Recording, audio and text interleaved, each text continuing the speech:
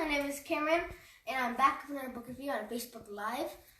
And today I'm doing a 40-minute video book review on Rich Kid, Smart Kid.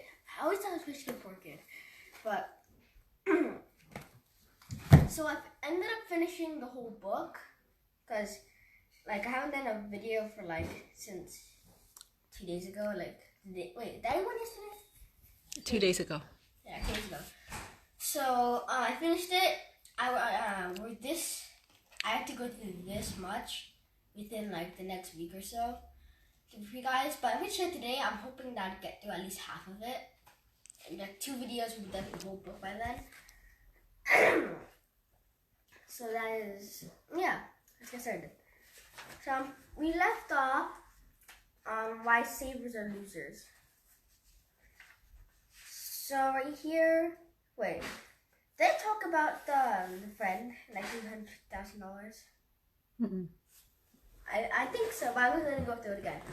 You might So he had a friend that had saved, she worked for money and saved about $250,000. And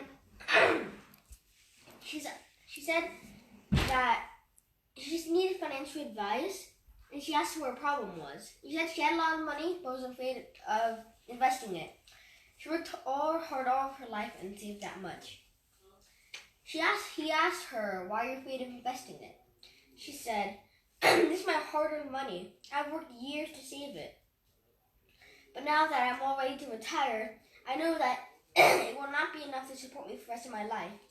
I know I need to invest it to get a better return. If I lose it all my age, I won't be able to get back in time. I'm out of time. So right here, so this is a win or lose situation or a lose-lose situation.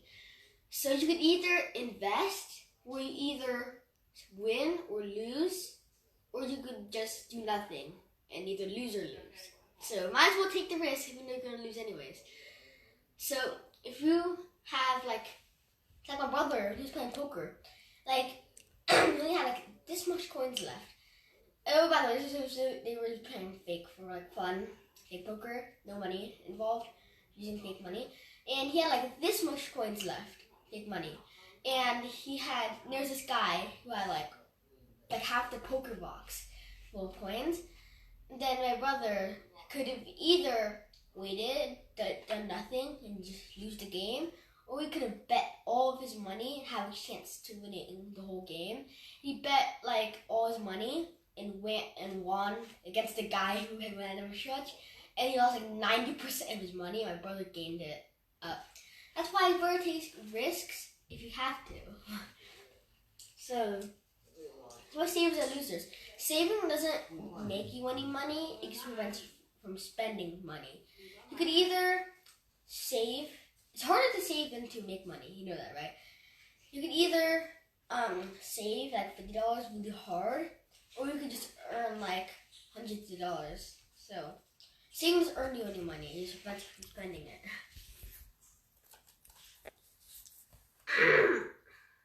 Alright. Here. He was watching TV the other day, and the parents were trying to teach the children good financial habits. When Ben Franklin says, "A penny saved, a penny earned," and save for a rainy day. Save your money for bad days to use it. In case rainy days, it means bad days. Save it for when you're broke. No, save it for when you're not doing so good, having a bad day.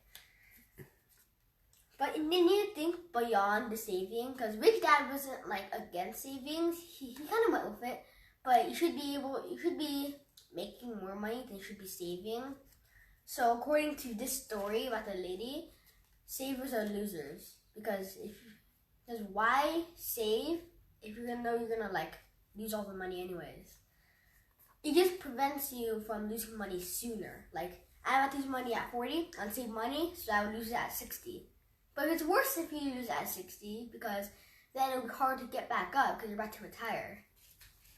It's better to make mistakes when you're young. That's what I'm trying to say. So Rich Dad listens to the savings. Rich Dad would say savers are losers. He's not against savings. He's saying savers are losers because he wanted Mike and him to look beyond just savers. In Rich Dad, Poor Dad, his number one lesson was the rich don't work for money. Instead of us working for money, he wanted Mike and me to learn how to have money work hard for us. And while savings is a form of having money work for us, in his mind, simple saving money and trying to live off the rest of interest is a game for losers. That's why. If you don't have a job and you're saving, you'll die. Yeah, you won't survive.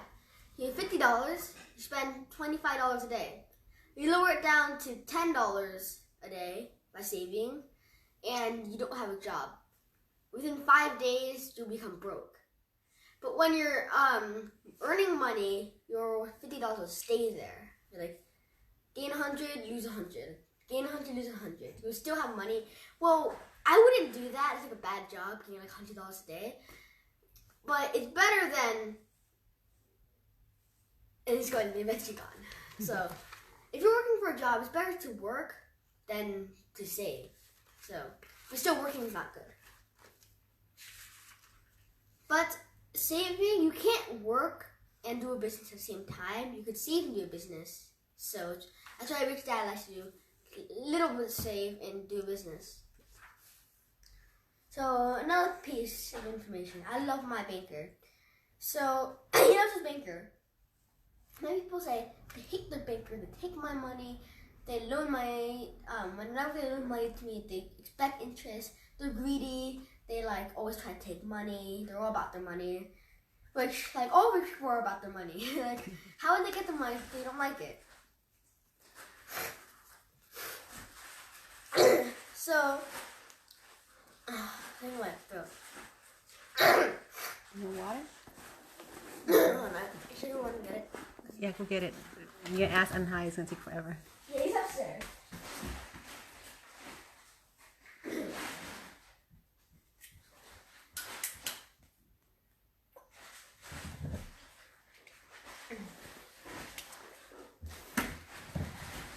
My throat has been revived. Now here we are. He says he loves his banker. Nothing can be further from the truth. The reality why he loves his banker is because his banker is like his money partner and helps me get rich. He tends to let people help him get richer.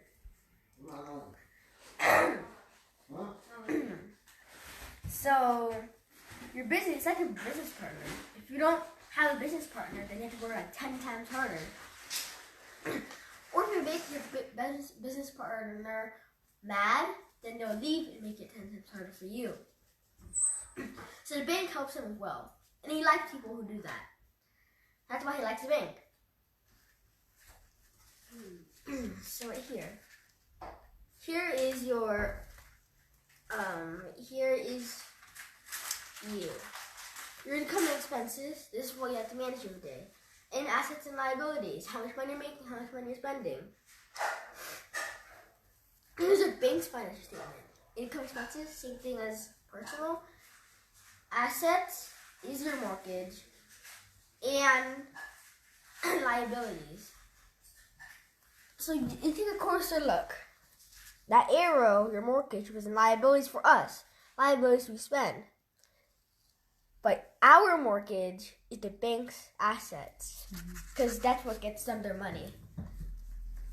So just know that. I'm not sure if I'm going to be a banker one day. I've never thought of being a banker. I never know what they do.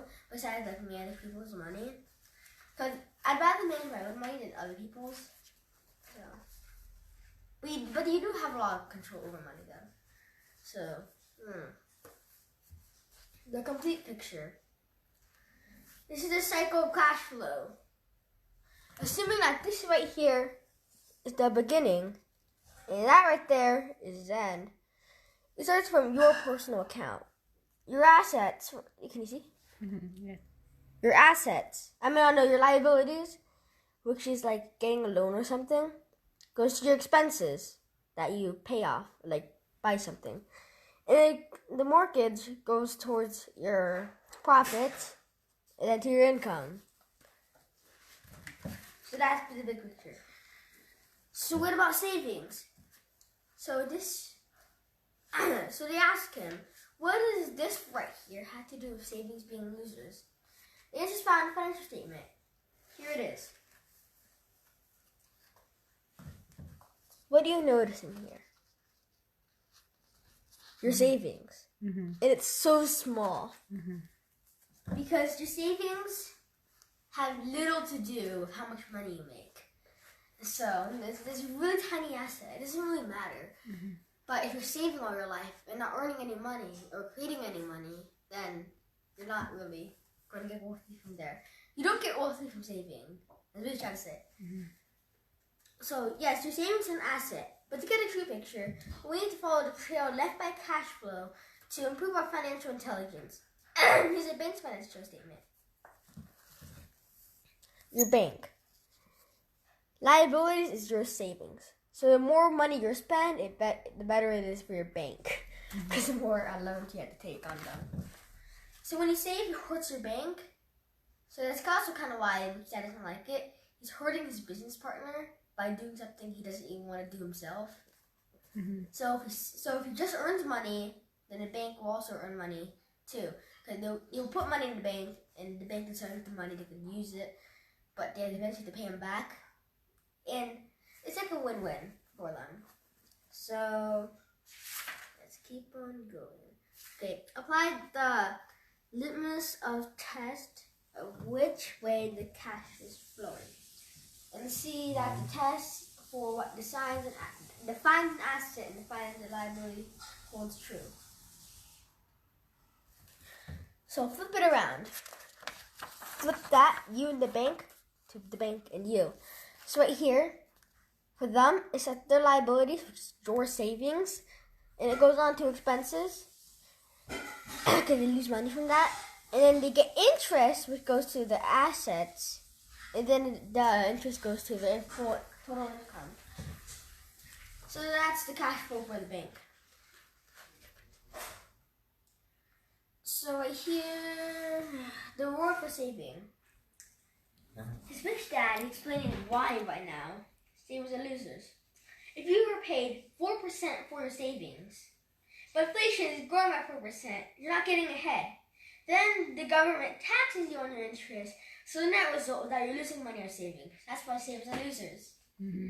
He explained it pretty well enough. Good. 4% on savings earnings, really hard on money off savings, because you need to eat too. Mm-hmm. And so you earn 4% on money for saving. But when inflation's growing and tax bites you, there's no point in saving anymore. Either you save more and not eat and then die, or you could just find a good business to start off. Okay. How fast is your money moving? His rich dad was not against saving money, but instead of mindlessly betting to see like day and day, you have to. He talked about the velocity of money. He advised them to put your money on different types of like savings for when you're young, savings for retirement, not towards your total wealth. Don't put savings that your life depends on. Roth IRA. Mm-hmm. Yeah, put something that if you lose it, it won't bite you so badly. Don't put all your money in your savings, so one day if something bad happens, that you won't become broke. But yeah. So right here, playing with real money. So he's right now kind of analyzing her friend with $250,000, and he was wondering what to do next. She knew that she needed about $35,000 to live on each year. Wait, is that a lot? No. So you're living a low That's life? minimum wage. Uh-huh. No. I mean about the lady has the $250,000. Mm-hmm. She needs $35,000. She spends $35,000 a year. That's not a lot. Really? So she's living a low life. Yeah. That's minimum wage. Minimal, apartment, home. Yeah. Really, one piece of furniture. Mm-hmm. That's minimum. TVs. Yeah. Alright. So where was I? and interest on her $250,000 will not provide that level of income. $250,000, yes, you'll get some good interest, but not $35,000 a year. Mm-hmm. So she used a simple example, taking $10,000 from saving and buying a $100,000 house to explain how investing could help solve her financial problems and like take the risk to like spend some of that money to create more money. But later on, I'll talk about how it doesn't take money to make money, because you can make money out of scratch. Mm-hmm. So today, her money still sits in the bank. And when he still sees her, she still has the mindset that says, I love to work. So she thinks for a few more years she'll stay active. So she's thinking, I shouldn't retire until I have enough money to like settle for retirement. Which is not a bad idea. If you're working for money and you're like, you can't create a business, then don't retire until you have enough money to last you for the rest of your life. You never know how long you're going to live for. So I'd say 100, because you could live up to like 90. But so save until you're 100 years old, because a little over 100 it's pretty rare. But 105, if you like, it's good if you do it, because you never know. If you reach 105 and you don't have the money for it, you'll die earlier than you should have. So you want to live as long as you want, like as long as you could, so that you'll have like a longer life apparently. But I don't really have to worry about that. I have like 90 more years to go. So, the 3 piggy bank system. I have the 3 piggy bank system right here. Actually, I have it right now. I have 3 piggy banks. One is a horse, one is a silver piggy bank that's like a mirror reflection-ish, and one is the baseball piggy bank. So the 3 are give, save, and invest. Should I talk about all 3 of them and then my piggy banks, or should I talk about piggy banks first? Take all 3 and then be a piggy bank. So Rich Dad believed in going to churches and charities. Got 10% of his gross income and tithered it. Gave it away. So God does not need to receive, but humans do need to give. Over the years, he found that many rich people began to lack the habit of tithing. Big people tithed because they... Did I say right, tithed or tith? Tithed. I would say tithed. They become tithing because they have enough money to do it. Because if you're rich and you have all this money but you don't want to tithe, like, there's no point in really having money if you can't share it. But again, don't be the person that like takes the donations from them, like, because if you take donations from the rich people, then that kind of means you're not doing so well. You want to create your own money, not get it free from someone else. So, and God is his partner. If you don't pay your partner, the partner stops working and you have to work 10 times harder. She thinks that if he, and this will happen, if you don't pay to God, you don't pay God, like, you pay God by paying other people for free. If you don't pay him, then he'll stop. He'll still love you, but like not as much. Like, hey, this guy right here is like actually trying to help others, but you're over here like spitting on people's shoes. Like, why should I help you? Maybe I don't really know. That's what he says. Save. Thing number 2 for savings. Rich Dad believed that enough savings, like savings is good, like not bad, it's okay, but having enough savings to cover 1 year's worth of expenses is a good amount of savings. For example, if his total expenses each year were $35,000, he thought that like each year he spent that much, then he thought it was important to have $35,000 in savings. If he has that amount in savings, if anything happens to his income, then that savings will back him up. Or if the expenses went up, the savings have to go up accordingly. That's not a bad idea, except for I don't spend. my mom does. So I have like free cash in my savings, which is kind of turning into my spendings account now, because this doesn't really apply for me because my mom buys everything. Well, I also have to pay for my classes. Like, I pay for some of them. My mom paid for this book, but I paid for like my Chinese tutor and like all the other stuff.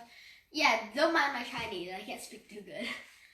But you have to save all the money because you don't have any expense. All the Yeah, money you have so to save. it's easier invest. for me. Mhm. I don't make money, nor do I spend any money. So if I make money and not spend, that'd be even better. So I'm kind of thinking about finding a way to make money right now. I'm kind of trying to make my own business in a way, with my dad's help. So now for invest. In his option, he thinks that in investing piggy bank, we set aside a certain percentage of your total income into the investing piggy bank.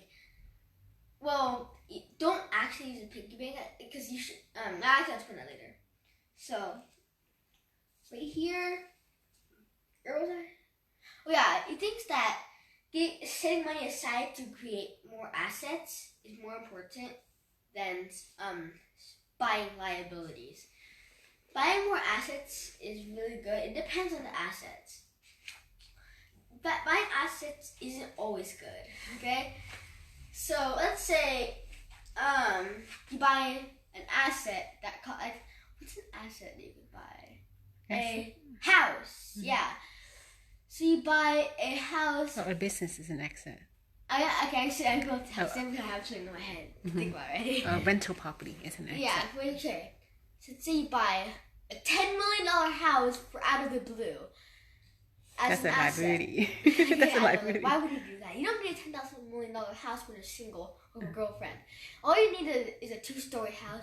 Like 1 floor for your girlfriend, 1 floor for yourself is already a lot. But you don't need 5 stories dedicated to your girlfriend. What? You'll be 5 stories apart. You're not even closer anymore. You have to walk like a mile to like get to her. So enough talking about that. Let's say you're rich but not that smart. I don't know how that's possible. Like you're a lottery winner or something. Like a dumb lottery winner. Like you're not smart, but you somehow managed to win the lottery. And you spend $10 million and you rent out a house to this guy who's like really, really lucky, and you only charge him for the whole house $200 a month. Who does that? So actually, $200 a month to pay off your house, that $10 million house. I don't know how much that costs because I never bought a $10 million house. Let's say like each month, it costs, how much do you think it might cost each month? I don't know. It's okay. That's too example. It's too hard to calculate. $100 million, $100,000, Maybe $100K a month. $100K a month for a 10-story house. seems reasonable. 10 stories, 10 million. And we go $1 million house are 2 stories. Is what? It's 20 stories. So right here, bad assets is when you end up spending more money, like $100K a month, when you're only receiving $200 a month. So you're actually losing money as an asset. I know you're gaining money, but the cost for the asset is overwhelming the total cash flow. I mean, time to talk about my cash flow game. I lost the game on cash flow. I got the lawyer job, which was the highest paying job besides the plane flyer and the surgeon. As a lawyer, I got paid like $9,000 a week, which is like when I work money there. And apparently, I ended up buying a $50,000 house, and I ended up going broke because I was going negative, and I ended up renting it out for less than the cost of the whole house plus the mortgage each month. So it's like the mortgage is $5,000, I charge rent $4,000. Even if it costs $5,000 and you go and you charge $5,100, it's still, you're not really making money because you still have that $50,000 house you have to pay out. Same for this house. she still has to pay it out. But it looks new. You know, like the last apartment video was only like a month ago, 2 months. So, yeah. Oh yeah, for my piggy banks. So the horse piggy bank, the pony piggy bank, the silver piggy bank, and the baseball piggy bank. The horse piggy bank is the charity piggy bank, where that's the piggy bank I have the least in, because I don't have that much money to give to the charity because I don't earn money right now. So, and my investings, I have like probably the most in my investings because like in the future I'm probably going to need it. And also investing is a silver piggy bank. And the baseball piggy bank is for the savings. I don't know why, because I think baseball is like a show sport where you do it in your spare time, which you save money for, like retirement or something. I don't know. And because that's the only piggy bank I had. Well, I did have a blue piggy bank. A blue and a green one. The blue one was my brother's. I broke that one. I broke the green one. I broke a golden piggy bank. I know, and I broke a dumb piggy bank. Yeah. I have a bad reputation for piggy banks. No, I got like a golden piggy bank where like someone gave it to me. I was carrying it into my mom's room, my room, to like, and then the next thing you know, like I went to scratch my head. Little did I know, I was still holding the piggy bank. So like, it landed straight on the floor. A few things hit my toe, but it didn't hurt because it like. How come I didn't know about it? You didn't tell mommy? You saw. Like it was like during like next to the door frame thing. Mm-hmm. So yeah, about the 3 piggy banks. So how much you put on each piggy bank? Well, let's say if you have $100. $500, I'd give. If you have $100, how much? 10% to my charity. 50% to my to my savings, depending on my expenses, which is 0 right now. I will just put in $40%, and for my my investment, I have to put in half back. Mm-hmm. Actually, no, I might want to lower down my savings because I don't have expenses, so I might have 0 savings, but it's better to be safe than sorry and put at least 10% in. Mm-hmm. So investing and savings is like shifting around right now, and depending on how much money I have, all of them will go up accordingly. So, I don't know. Quick time check. According to the clock, I have 11 minutes left. And so far, I'm doing pretty good, except for I didn't get through much. Because I'm explaining so hard. Alright.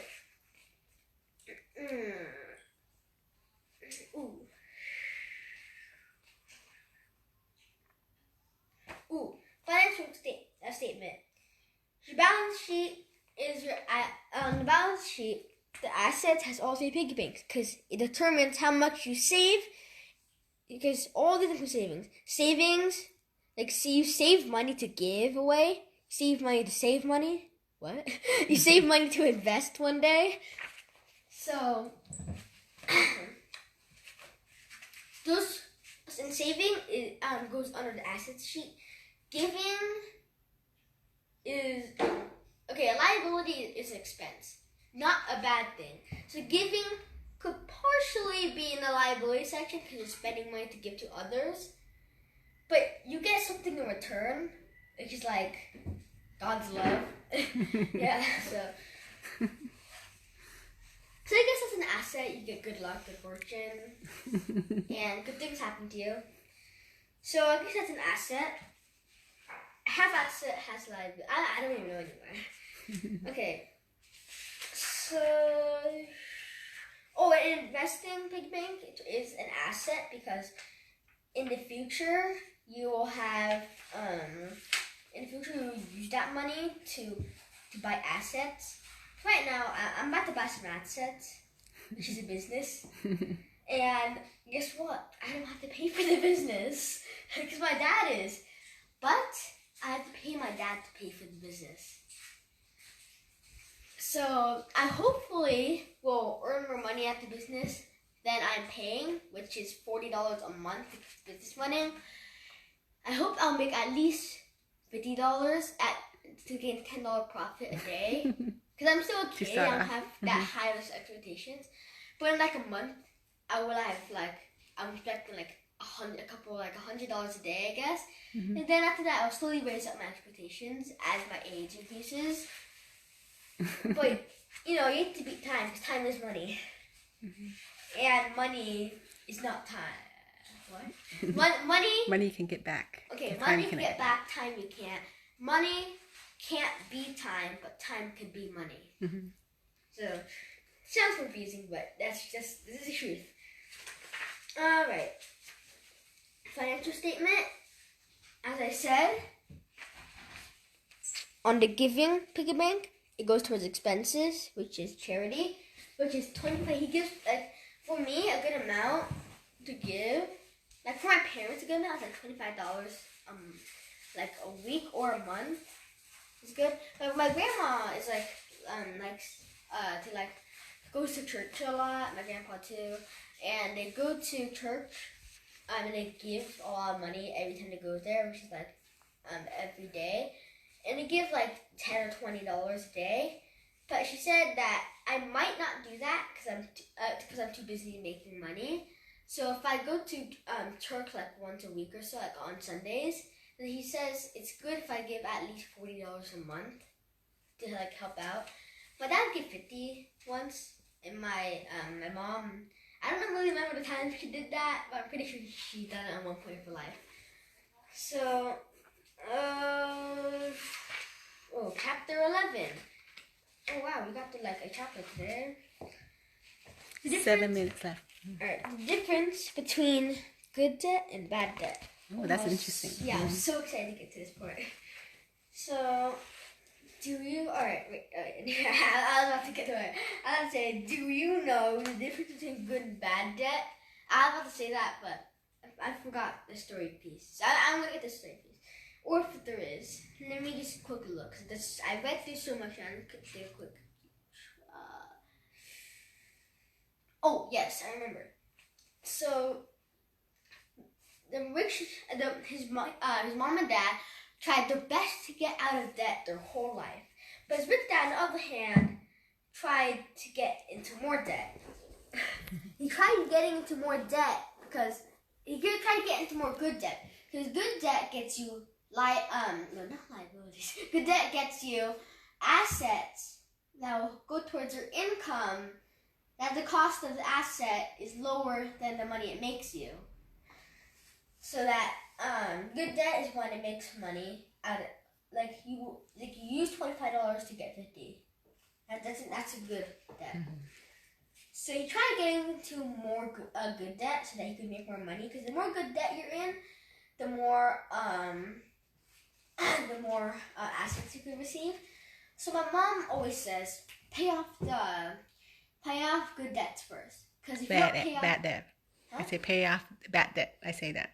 Oh, why? Because bad debt is bad. You have to pay it off first. The good debt you can keep it. It's okay. No, I mean okay. Finish what you want to say. Debt, okay. You're gonna pay when you owe $25 and you earn $50. Oh, you pay it off. Yeah, okay. You pay it off. Okay, got it. That's what I mean. Because I was thinking you said that because the bank, if you like get a loan and you don't pay it off, they're gonna hate you, and that's that they won't loan you any more money, and you can't get into any more good debt because because you didn't pay it off. So then your whole flow of assets is shut off. That's why you have to pay off your good debts first. Bad debts, the store will hit you. The store will hit you, but you don't need it because I don't need a store to earn money. We do need it to survive. I don't need to go to Ralph's. I could go to other places too. I don't need to go to Walmart. I could go to Target. Yep, that's true. I just noticed that this button is ripped. Don't pull it. If I want to pull it so badly. Yeah, I'm just so fidgety today. 5 minutes left. So the rich dad is trying to teach Mike and him that it's okay to get into good debt. In fact, it's a good thing that you're spending to get assets. It's just that when people try to avoid good debts, they avoid debt, they avoid all debt. They don't care if it's good debt. It's like, I'm not using my money. It's too risky to buy an asset. But some assets will be, but I'm not sure if there's an asset that guarantees you a profit. Name an asset that guarantees you a profit. Some assets that guarantee you a profit?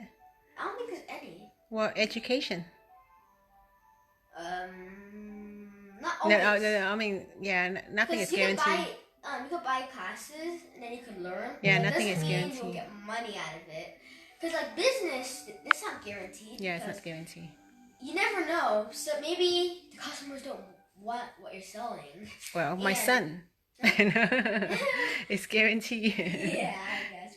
But, what if I don't have money? What if your business sold houses, but I don't have enough money to buy a house, and you say, "Son, I created this business so you could buy it." I'm like, sorry, Mom, I don't have any money to buy it. I'm betting on you, okay? Yeah, I'm like living off right now. I'm rooting off this. Until she'll kick me out when I'm 18 or 16. 16, I think that's a bit too early. College years, 1 second in the dorm, I ain't coming back to this house. It's not the age thing. Don't limit yourself because of the age. Yeah. Hitler can rule the world at age 16. Okay. Oh no, that was Alexander the Great. Okay, Hitler Alexander didn't the war, he was Great. like 40. Okay. Actually, I don't know about Hitler. I don't know how old he was when he died. I don't know his wife's name. Did he even have a wife? I'm not interested. Just focus. My brother is into like wars. Mm-hmm. I'm more into this. And guess what? My brother, the only reason he finished his book for it because his book is thin. This right here is his book. That's how much I have left. And this right here is how much I finished. I read like double of how much he has. So if you think that he's more focused, know that he has a thinner book with bigger words. So I have smaller words with thicker. Okay. So just know that he's a slacker. I'm not saying this so that you like me more. Just know.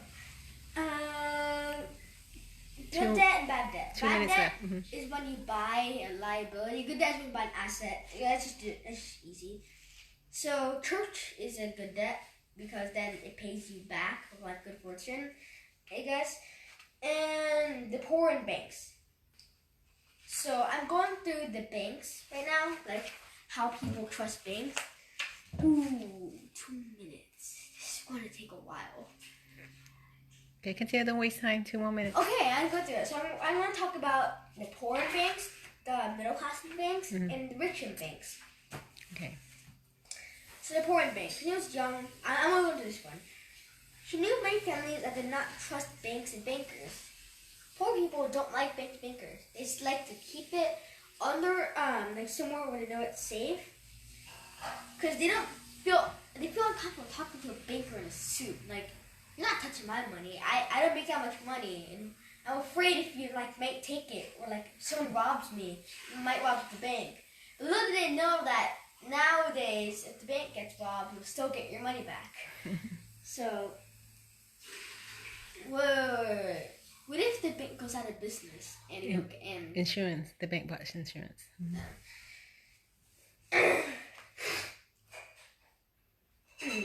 So yeah, and they don't like having a bank take care of their money or interest itself. So they put it somewhere that's safe, like under a mattress or in a piggy bank. Stereotypical poor guy puts under a mattress. I don't know. I never seen anyone do that. But in the movies, you see people put under mattresses, like the savings money. Because they're afraid that a bank might take your money or something. I don't know. But, so, 16 seconds. I'm going to wrap it up for today. Yeah. I ended off at chapter 11 on the juicy spot. Next time, it will be much more informative. I did go through a lot of stuff today. Thanks for listening on this 40-minute video. If you're listening throughout the whole video, then congratulations. Plus, if you're enjoying this book so far and you want to catch up with me, which is done, then you have to, or at least where the videos are at, then please buy this book in the link in the description. I'm not sure. My mom placed it. I don't know where. You can explain it later. But anyways, hope you guys enjoyed this video. Tell them there's gonna be how many parts left. There will be an average of 1 to 3, maybe 4 if we're really slow. So hope you guys enjoyed this video, and bye for now. See you tomorrow or the next day.